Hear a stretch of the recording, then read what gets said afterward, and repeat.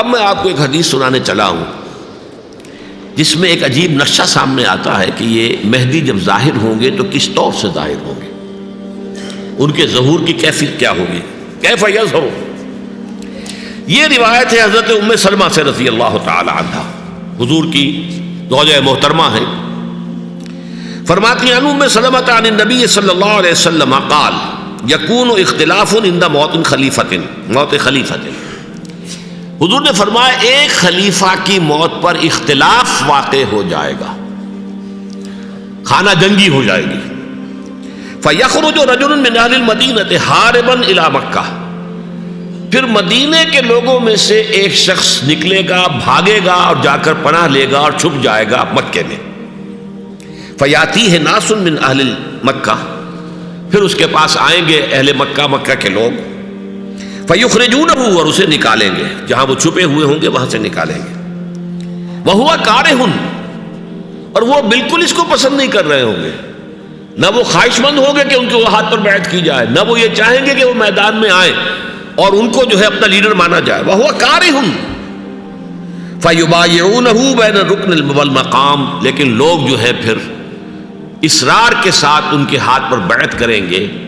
رکن اور مقام کے درمیان۔ رکن وہ کونا ہے خانہ کعبہ کا جس میں حجر اسود لگا ہوا ہے، اور مقام ابراہیم جو ہے،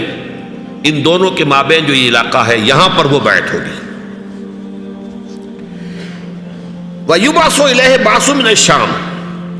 ان کے خلاف ایک لشکر بھیجا جائے گا شام سے۔ نہیں کہا جا سکتا کہ باسی حکومت اس وقت کی جو ہے اس کی طرف سے کوئی مسئلہ اس طرح کا اٹھ کھڑا ہو، اس لیے کہ ابھی تو بہرحال باسی حکومت وہاں ہے۔ فَيُخْسَفُ بِهِمُ بِالْبَيْضَاءِ بَيْنَ مَكَّةَ وَالْمَدِينَةِ، لیکن اللہ تعالیٰ اس لشکر کو مکے اور مدینے کے درمیان وادی بیضاء میں دھسا دے گا، زمین کے اندر پورے کے پورے لشکر کو۔ فَإِذَا رَأَى النَّاسُ ذَلِكَ، جب لوگ یہ دیکھیں گے کہ اتنی بڑی نشانی ظاہر ہو گئی، أَتَاهُ أَبْدَالُ الشَّامِ وَعَصَائِبٌ من العراق فَيُبَايِعُونَهُ، اب شام سے سارے کے سارے جو اولیاء اللہ ہیں وہ بھی آئیں گے، اور عراق سے جوق در جوق لوگ آئیں گے اور ان سے بیعت کریں گے۔ وَيَعْمَلُ فِي النَّاسِ بِسُنَّةِ نَبِيِّهِمْ،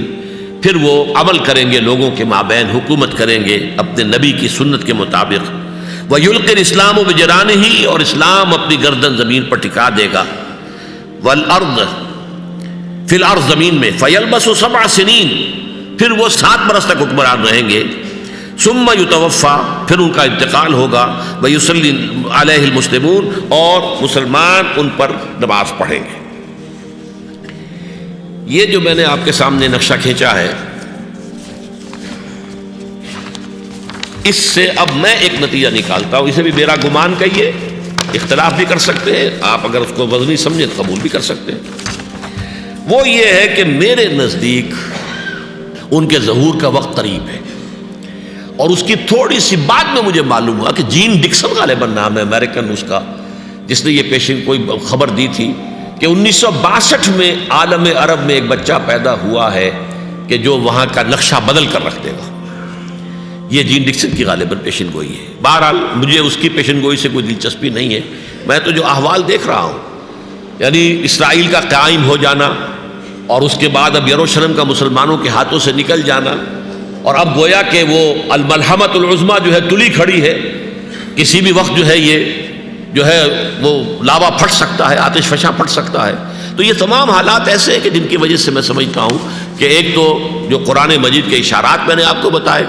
14 صدیاں 14 دن میں چاند کا پورا ہونا، والقمر اذا اتسق،